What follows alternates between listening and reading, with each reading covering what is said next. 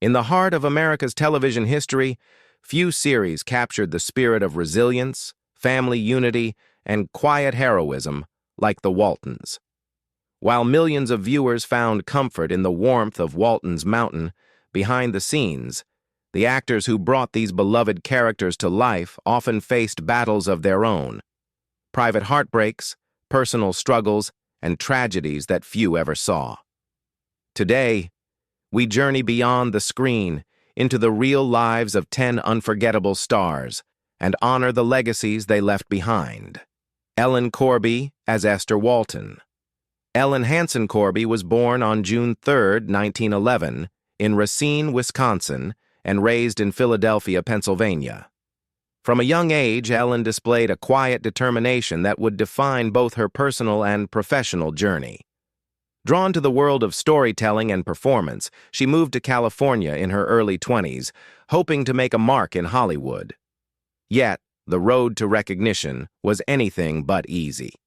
For over 2 decades, Ellen toiled in anonymity as a script supervisor, contributing to major productions behind the scenes. She worked diligently on films like It's a Wonderful Life, her talent evident to those who knew where to look, but public acknowledgement remained elusive. Her break as an actress came only after years of perseverance. Initially cast in small roles, maids, secretaries, and landladies, Ellen often portrayed characters on the fringes of the story. Yet she brought to each a depth that made even the smallest parts memorable. In 1948, she earned an Academy Award nomination for Best Supporting Actress for her role in I Remember Mama, a rare moment of recognition that hinted at her true capabilities. It wasn't until 1972, at the age of 61, that Ellen secured the role that would define her career. Esther Walton in The Waltons. As Grandma Walton, she became the heart of the series, stern yet tender, a pillar of wisdom who anchored the family through the harsh realities of the Great Depression. Her performance, filled with authenticity and emotional nuance, resonated deeply with audiences. Over the show's run, Ellen won 3 Emmy Awards and a Golden Globe, finally receiving the acclaim she had long deserved. Off-screen, Ellen's life was marked by quiet sorrow and resilience. Her marriage to director Francis Corby ended in 1944, and the couple had no children. In the decades that followed, Ellen found companionship and love with Stella Lucetta, her devoted partner of over 40 years. Their relationship, though kept private due to societal norms of the time, was a source of strength for Ellen as she navigated the challenges of life and career. In 1976, tragedy struck when Ellen suffered a massive stroke at home. The stroke left her with limited mobility and slurred speech, casting uncertainty over her future on the Waltons. Yet Ellen's indomitable spirit shone through. With the support of the cast and crew, she returned to the series, her condition woven into Grandma Walton's storyline. One of her most poignant moments came when she delivered the line, "Pray, pray, pray," in a trembling voice, reacting to the news of Pearl Harbor, a moment that blurred the line between character and actress, revealing the raw humanity of both. Ellen Corby passed away on April 14, 1999, at the age of 87 from natural causes. Her net worth, estimated at around $2 million, had been quietly diminished by medical expenses over the years. Yet what she left behind was priceless, a legacy of resilience, authenticity, and a reminder that true greatness often comes not from the spotlight itself, but from the unwavering strength it takes to stand in it. Will Geer as Zebulon Walton. Will Geer was born William Auga Geer on March 9, 1902, in Frankfort, Indiana. His childhood was marked by both hardship and inspiration. At the age of 11, his father abandoned the family, leaving young Will to be raised primarily by his grandfather. This man, a passionate lover of nature, introduced Will to botany, planting the seeds of a lifelong connection to the natural world. Geer excelled academically, earning a master's degree in botany from the University of Chicago. Yet, despite his formal education, it was the stage, not the laboratory, that ultimately called to him. Gere combined his passion for science, music, and social justice in a career that defied convention. In the 1930s, Gere became a well-known figure in folk music circles, often performing alongside Woody Guthrie at labor rallies and union meetings. His work blended art and activism in a way that reflected his deeply held political beliefs. By the 1940s, Gere had begun to build a promising career in Hollywood, taking roles in both films and on stage. But his refusal to compromise his principles would soon change everything. During the McCarthy era, Gere was called before the House Un-American Activities Committee. Unlike many who sought to protect their careers, Gere refused to name colleagues or denounce his associations. As a result, he was blacklisted in 1951, effectively ending his mainstream film and television work for years. Undeterred, Gere found alternative ways to express his art. He toured the country performing in small community venues and labor camps, bringing theater and folk music to audiences often overlooked by the mainstream. In 1951, he founded the Theatricum Botanicum in Topanga Canyon, California, a combination of open-air theater and botanical garden that became a haven for blacklisted artists and a symbol of resistance. The space featured plays, music, and lectures, all set amidst the plants that had so fascinated him since childhood. Gere's personal life was equally layered. His marriage to actress Herta Ware produced 3 children, and though they divorced in 1954, they remained close collaborators and friends. Less publicly known was Gere's earlier romantic relationship with activist Harry Hay during the 1930s, a bond kept hidden due to the social stigma of the time. Gere's life was one of openness in his values, but careful discretion in matters that society deemed controversial. In 1972, at the age of 70, Gere took on the role of Zebulon Walton in The Waltons. His portrayal of the wise, gentle, and humorous patriarch endeared him to millions of viewers and brought him back into the mainstream spotlight. His performance earned him a Primetime Emmy Award in 1975, a fitting recognition of his remarkable talent. Even as he filmed the show, Gere remained active at the Theatricum Botanicum, nurturing the next generation of artists. Will Gere passed away on April 22, 1978, at the age of 76, from respiratory failure. His final scenes in The Waltons aired shortly after his death, leaving fans with a lasting image of his warmth and integrity. His legacy is not only that of an extraordinary actor, but of a man who chose conscience over comfort and principle over personal gain.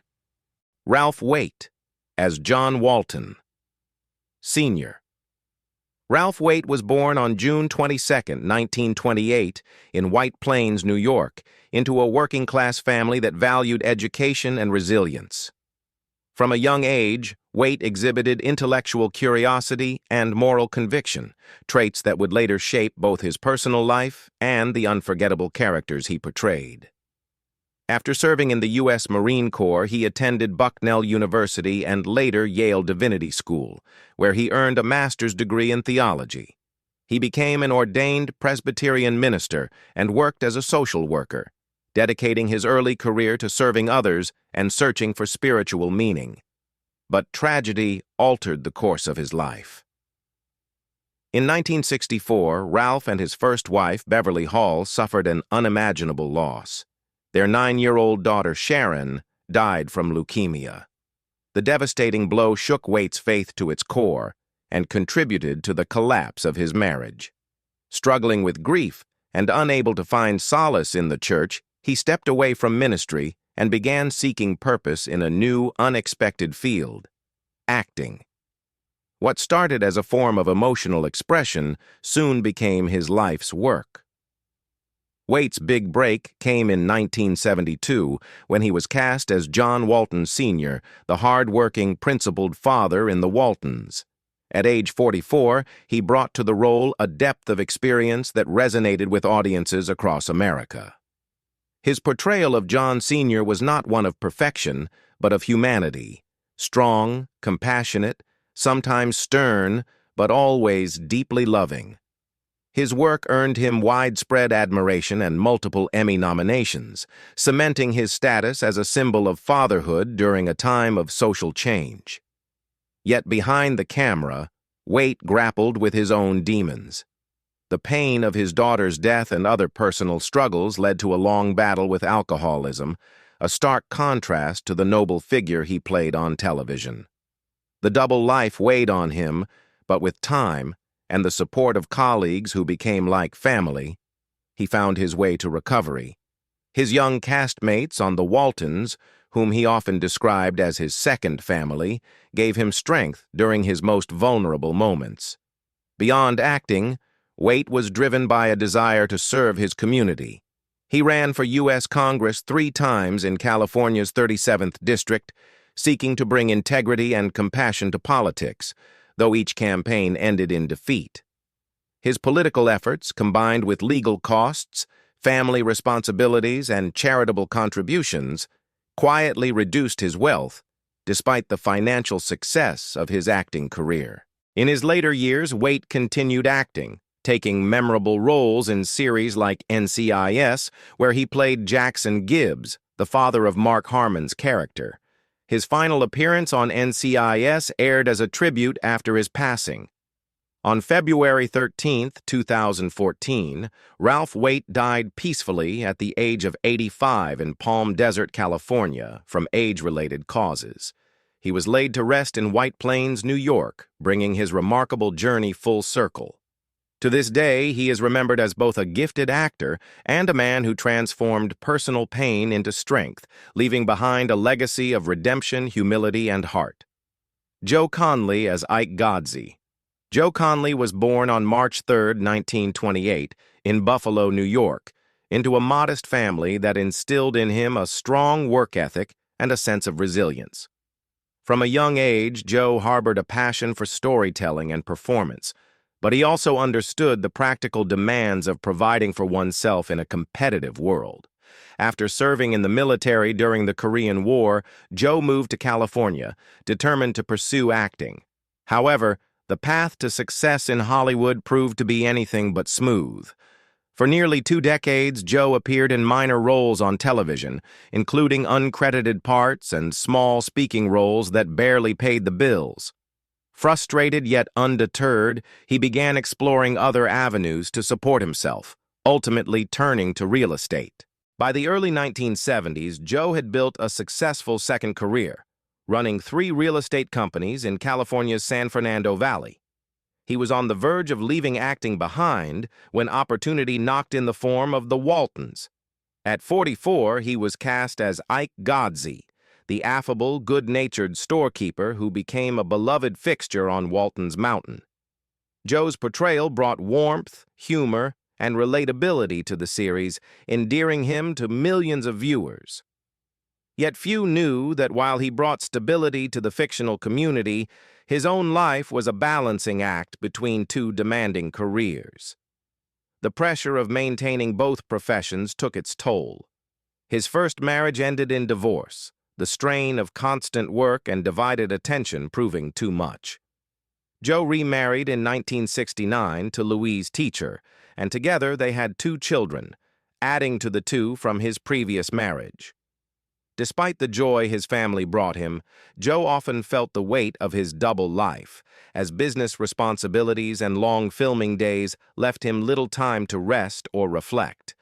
Ironically, it was not his acting career, but his work in real estate that provided Joe with financial security. While the Waltons brought him fame, it was property sales that paid the bills and funded his family's future. In his later years, Joe faced one of life's cruelest challenges: dementia. The disease gradually eroded his treasured memories, including those of his time on set and the family he worked so hard to support.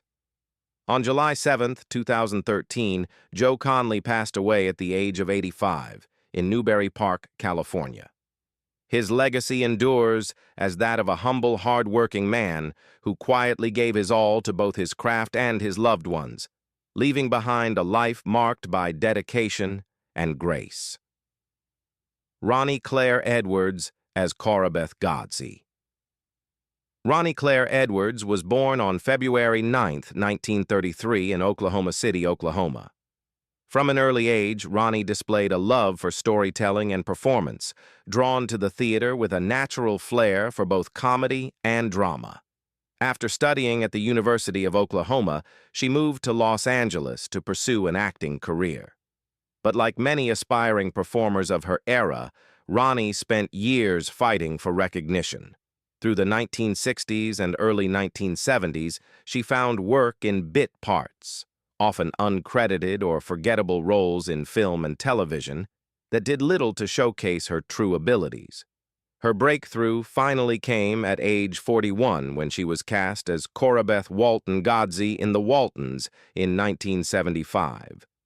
As Corabeth, the proud, sharp-tongued, and emotionally complex wife of storekeeper Ike Godsey, Ronnie transformed what could have been a one-dimensional character into a figure of great depth.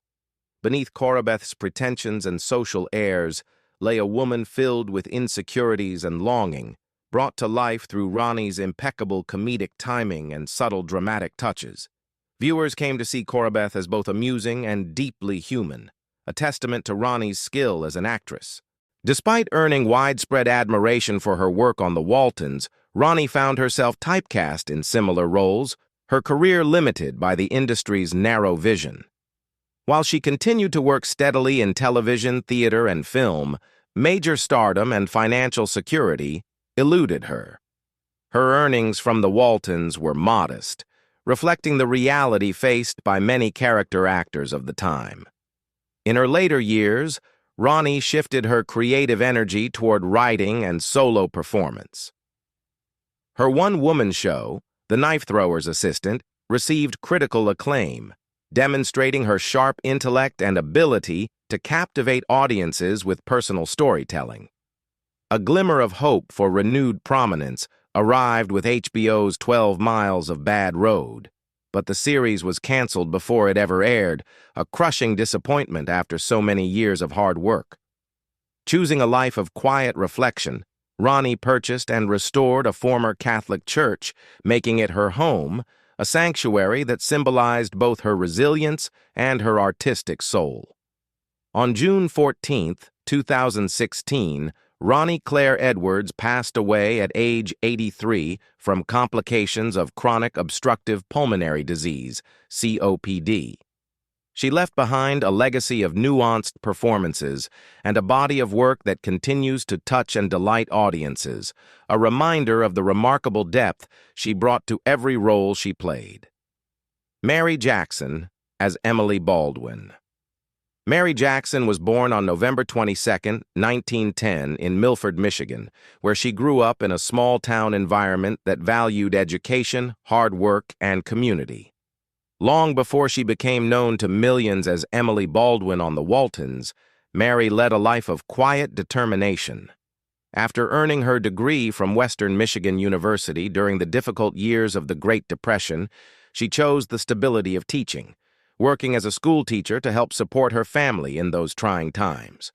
Yet, a deep passion for the arts stirred within her, and Mary made the courageous decision to leave the security of the classroom and pursue a career in acting, an unconventional and risky move for a woman of that era. For decades, Mary honed her craft in regional theater, performing with traveling companies across the United States. She played countless roles in small-town playhouses, earning the respect of peers and audiences alike, even if widespread recognition eluded her. She supplemented this work with appearances in television series and films, often cast in supporting roles that showcased her quiet strength and sincerity. Shows like Hazel and Airport gave her steady employment, but fame remained distant. It was not until 1971, at the age of 61, that Mary's talent reached a wide audience through her role as Emily Baldwin in The Waltons. As the gentle, sentimental Baldwin's sister, Mary infused Emily with kindness, wistful romanticism, and a longing for a love that had slipped away, a performance so authentic that it seemed to mirror elements of Mary's own life. Her portrayal became one of the emotional anchors of the series, earning her a place in television history and in the hearts of viewers. Mary's personal life was marked by devotion and simplicity. She shared a nearly 68-year marriage with Griffin Bancroft Jr., a partnership grounded in mutual respect and quiet companionship. The couple had no children, and in later years, Mary experienced periods of solitude as friends and colleagues passed on. Despite facing the slow decline brought on by Parkinson's disease, which affected her speech and movement in her final years, Mary faced these challenges with grace and dignity, never losing the gentle spirit that defined both her and her most beloved character. Mary Jackson passed away peacefully on December 10, 2005, at the age of 95. She was laid to rest in Milford, the town that shaped her values and her character. Her life stands as a testament to perseverance, humility, and the enduring impact of kindness. Helen Klebe as Mamie Baldwin.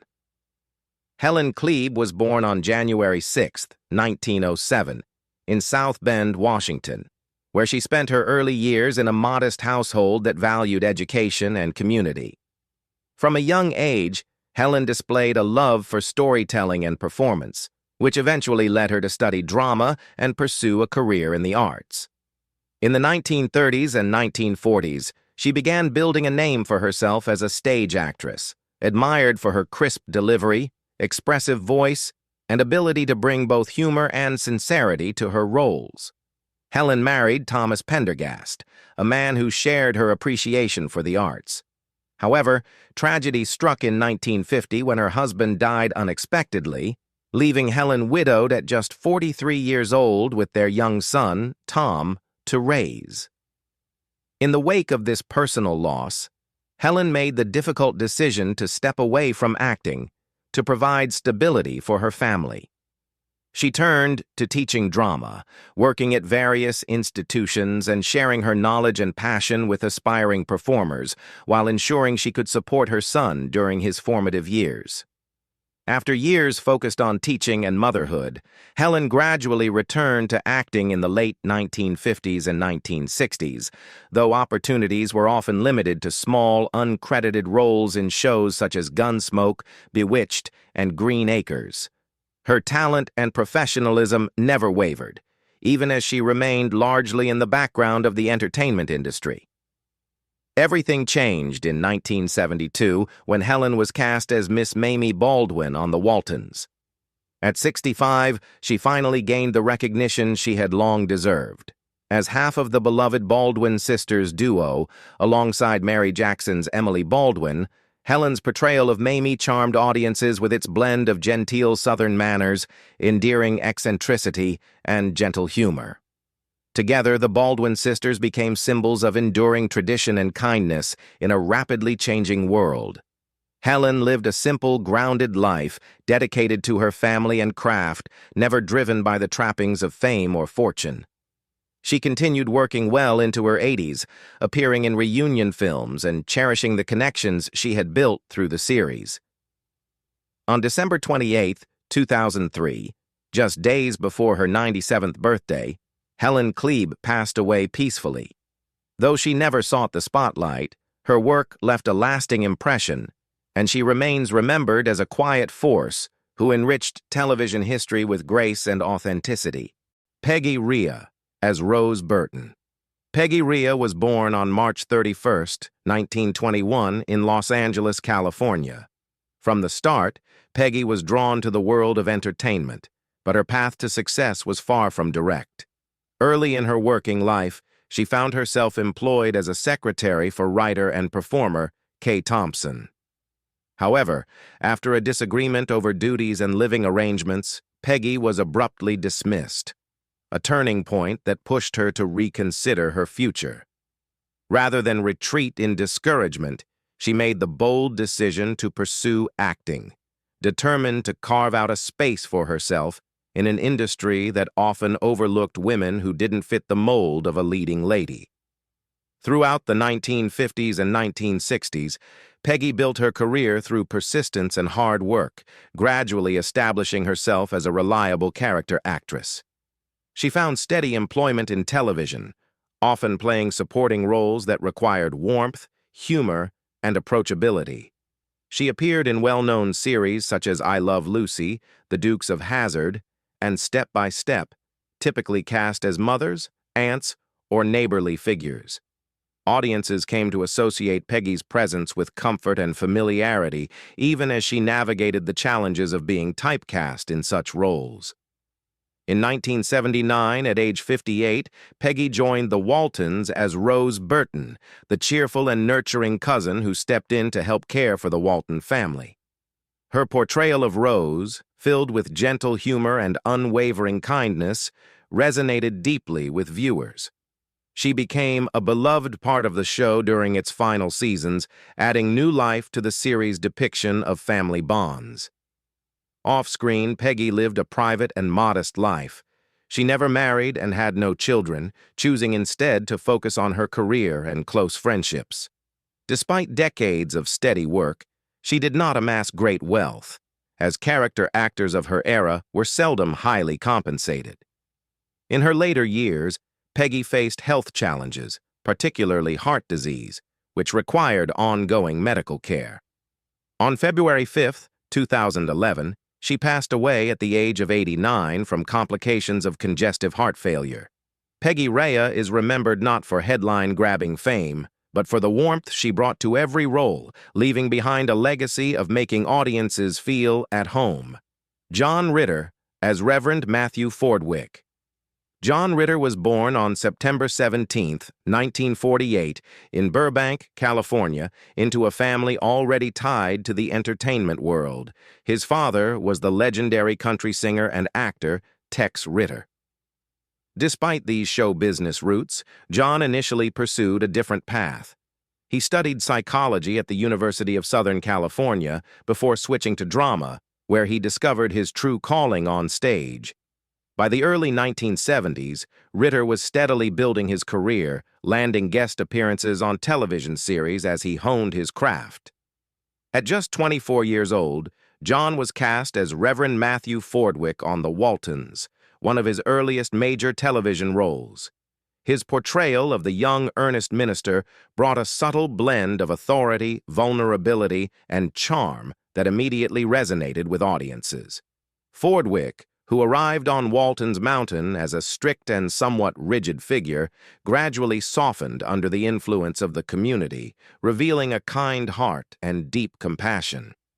Ritter's performance demonstrated his natural gift for combining sincerity with warmth, qualities that would define his later success. Following his time on the Waltons, Ritter's career soared.